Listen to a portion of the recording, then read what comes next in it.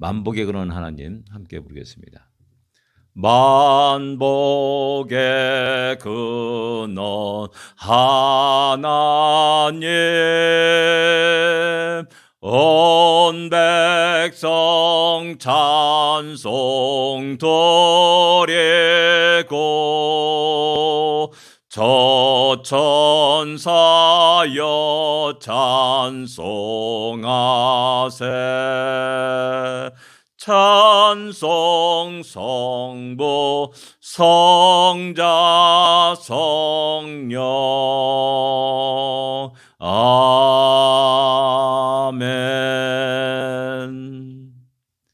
우리 하나님은 만복의 근원이신 하나님이십니다. 오늘도 우리에게 우리 하나님이 복을 주실 것을 인하여 기쁨으로 감사함으로 우리 하나님께 기도하는 시간이 되기를 원합니다. 364장입니다. 내 기도하는 그 시간입니다. 364장입니다.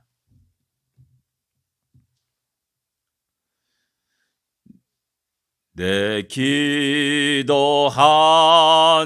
그 시간, 그때가 가장 즐겁다.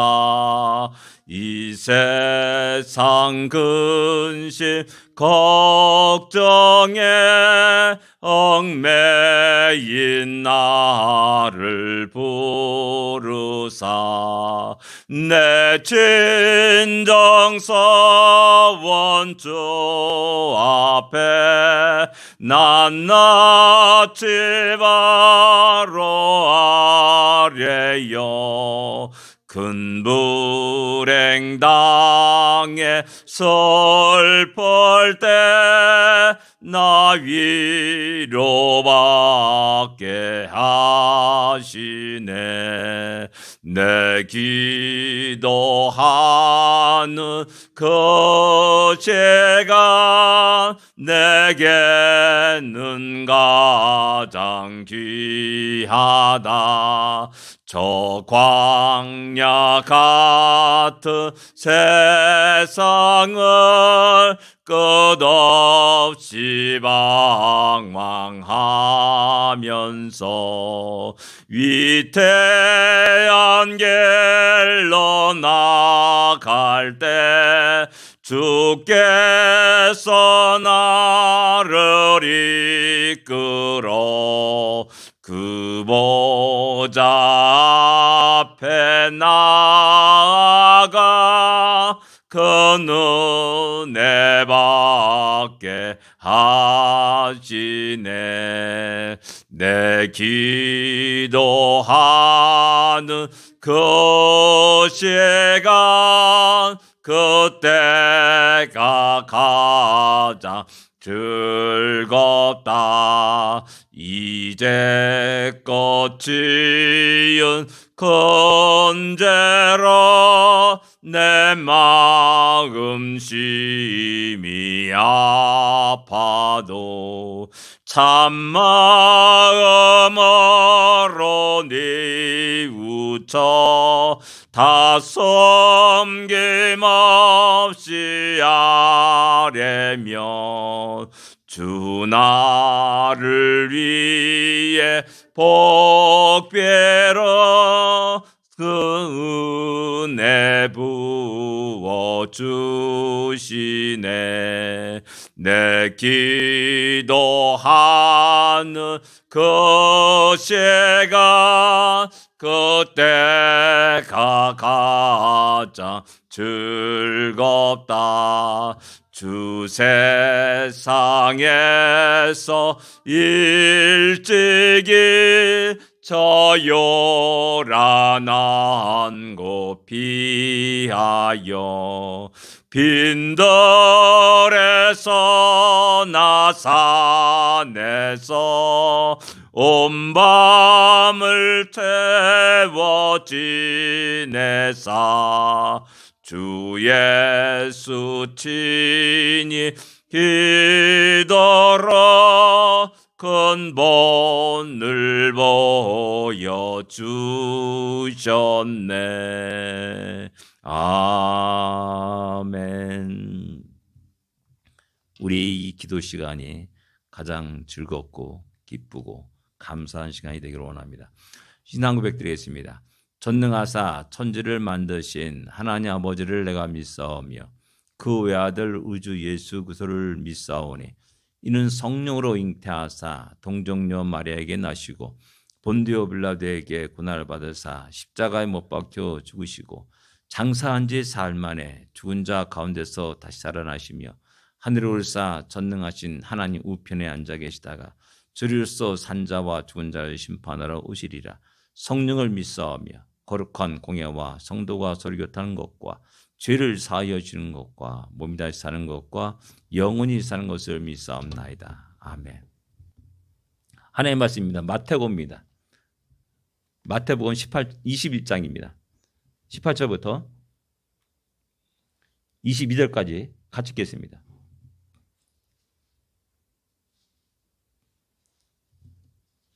고난주간에 일어난 사건들을 하나하나 한번 살펴보기를 원합니다. 같이 읽겠습니다. 이른 아침에 성으로 들어오실 때 시장하신지라 길가에 한 무화과나무를 보시고 그리로 가사 잎사귀 밖에 아무것도 찾지 못하시고 나무에게 이르시되 이제부터 영원토록 내가 열매를 맺지 못하리라 하시니 무화과나무가 곧 마른지라 제자들이 보고 이상히 여겨 이르되 무화과나무가 어찌하여 곧 말랐나이까. 예수께서 대답하여 이르시되 내가 진실로 너에게 이르노니 만일 너희가 믿음이 있고 의심하지 아니하면 이 무화과나무에게 된 이런 일만 할 뿐 아니라 이 산더러 들려 바다에 던져지라 하여도 될 것이요 너희가 기도할 때 무엇인지 믿고 구하는 것은 다 받으리라 하시니라. 아멘.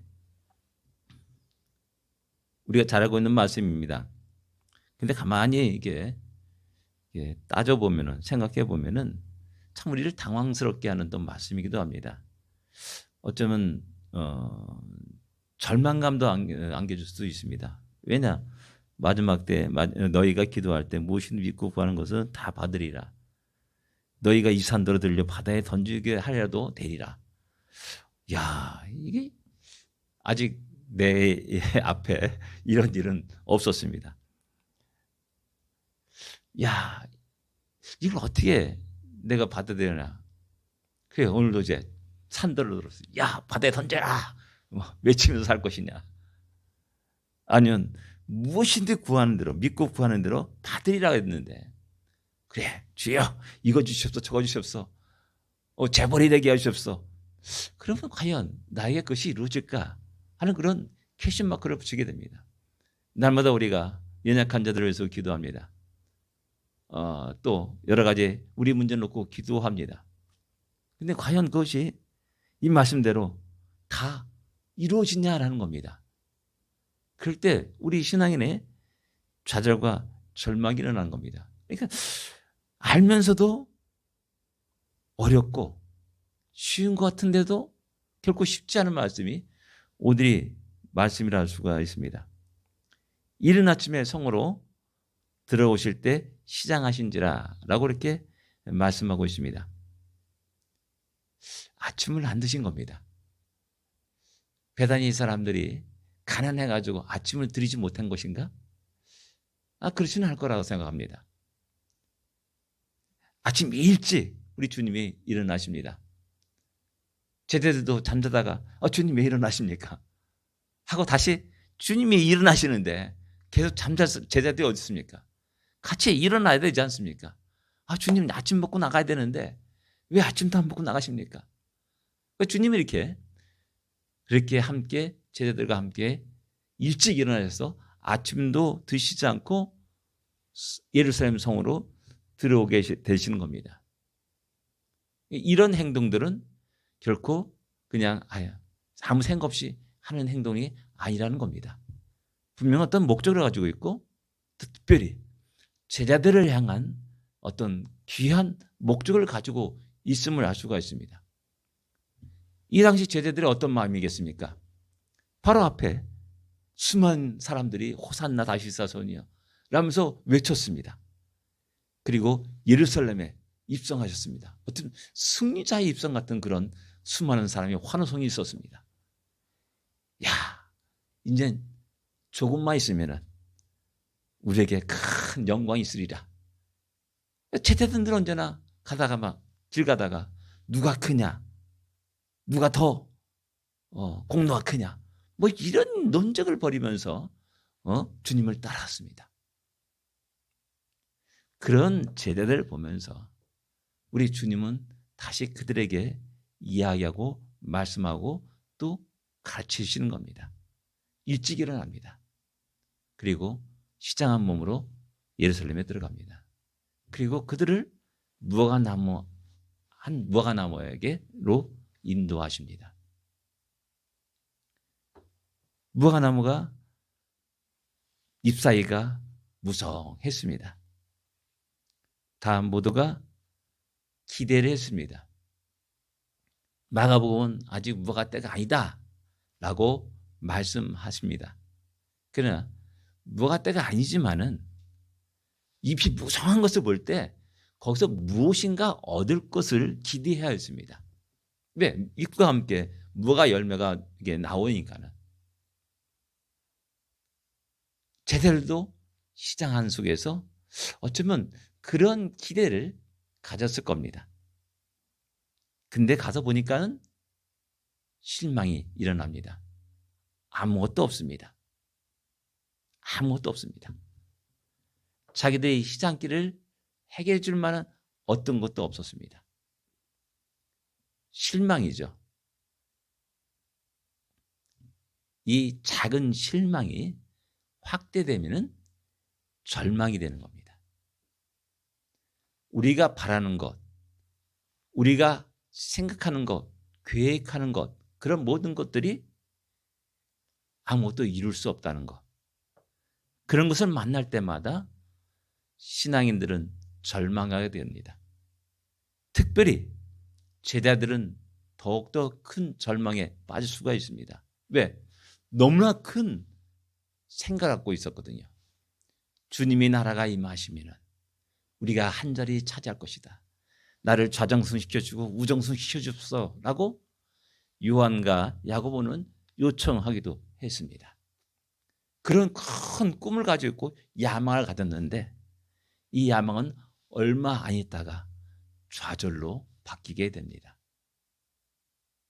주님이 떠나신 겁니다. 십자가 달려 돌아가시는 겁니다. 이럴 때 우리 주님은 그들에게 분명히 보여주십니다. 뭘 보이시냐? 이제부터 영원토록 이 열매를 맺지 못하리라 하고 선언하십니다. 그리고 그 말씀대로 그대로 되었습니다. 곧 마른지라라고 이어서 말씀합니다. 제자들이 보고 너무나 신기했습니다. 이상히 여겼다. 그래서 어찌하여 이 무화과나무가 곧 말랐습니까? 라고 우리 주님께 질문을 합니다. 다시 한번 생각해 보시기 바랍니다. 우리의 마음속에 낙심이 있고 좌절이 있고 절망이 일어날 때가 있습니다. 신앙인들이 이 땅에 살아갈 때 그런 일들을 너무나 많이 경험하게 됩니다. 또 바르게 신앙생활을 하면 할수록 이 땅이 너무나 어두운 겁니다. 이 땅의 모든 시스템과 모든 흘러가는 모든 것들이 신앙과는 믿음과는 전혀 반대 방향으로 자꾸만 치달아가는 모습들을 보게 됩니다. 영적으로 타락하는 모습도 보이게 되고요. 또 온갖 부정과 부패가 일어나는 것들을 보면서 어찌할 수 없는 좌절과 낙심이 일어나게 됩니다. 실망을 넘는 겁니다. 실망이 넘어서 좌절과 절망이 일어납니다. 근데 주님은 명령 내리죠. 무화과나무야 영원토록 내가 열매를 맺지 못하리라 라고 선포했는데 그대로 되어집니다. 너무나 신기한 겁니다. 놀라운 겁니다. 어떻게 이런 일이 일어난지를 상상도 할 수 없는 일입니다. 뭘 말하냐면은 우리 앞에 있는 수많은 좌절과 낙심이 커다란 장벽, 무너지지 않는 장벽들, 그런 모든 것들도 주님의 놀라운 능력과 권능 안에서 사라진다라는 사실입니다.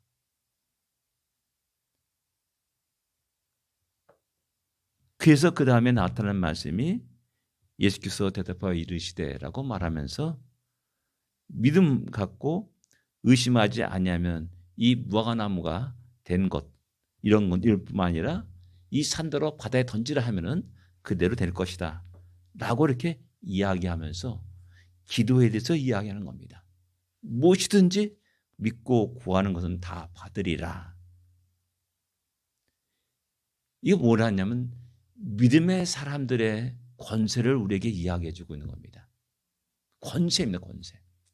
나사렛 예수 그리스도의 이름으로 선포하는 놀라운 권세가 있음을 우리에게 말씀하는 겁니다. 너희들이 앞으로 장차 나가서 복음을 증거할 때 수많은 좌절과 절망을 맛보게 된다. 그럴 때 너에게 이 믿음의 권세가 있다는 사실을 알려주시는 겁니다. 그 권세를 활용하고 사용할 것을 이야기하는 겁니다. 그 권세를 사용했을 때 이 놀라운 역사가 너희들 눈앞에 펼쳐질 것을 갖다가 이야기하고 있는 겁니다. 이것은 오늘날 우리에게 너무나 큰 위로가 되고 용기를 주는 말씀이라 할 수가 있습니다. 우리도 얼마나 많은 좌절과 절망을 겪게 됩니까?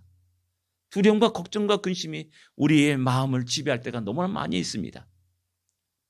그런데 다시 한번 나사렛 예수 그리스도의 이름 그것을 선포하고 또 선언할 수 있어야 됩니다.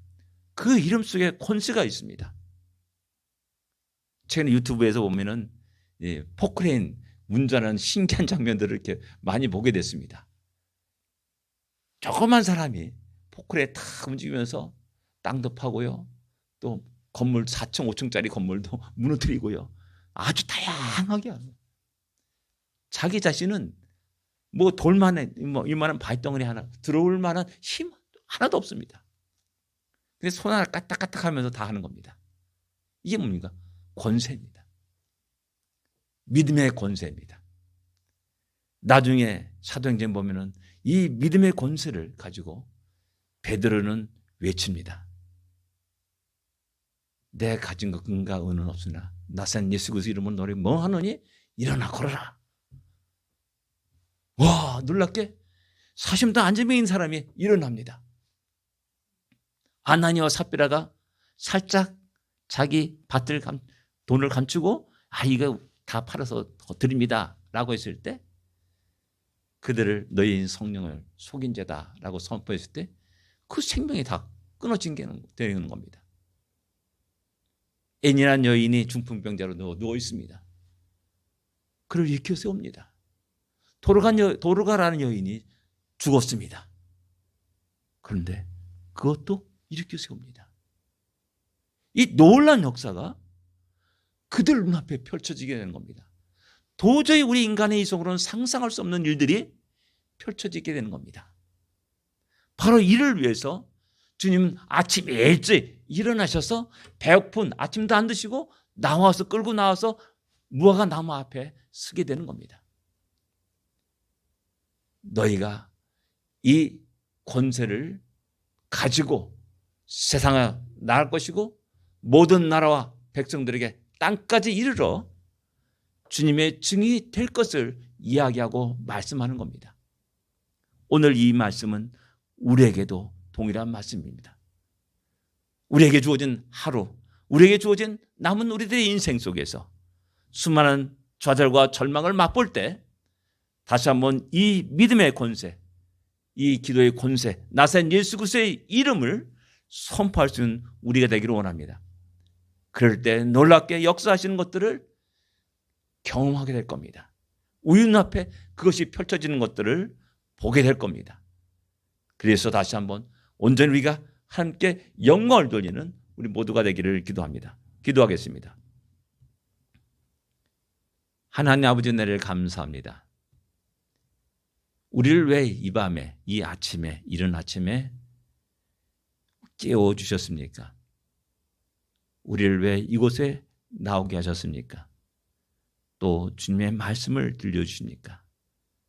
우리가 세상 살아가면서 깜빡깜빡 잊기 쉽고 우리 심령이 무감해질 때 다시 한번 우리를 깨워 주시옵시고 우리를 심령을 새롭게 하여 주시며 다시 우리가 어떤 존재인지 그 놀라운 권세를 입은 자인다는 사실을 다시 기억하며 힘찬 믿음의 발걸음을 내딛고 승리한 우리가 되게 하시고 온전히 우리 하나님께 영광을 돌릴 수 있는 우리 모두가 되게 하여 주시옵소서.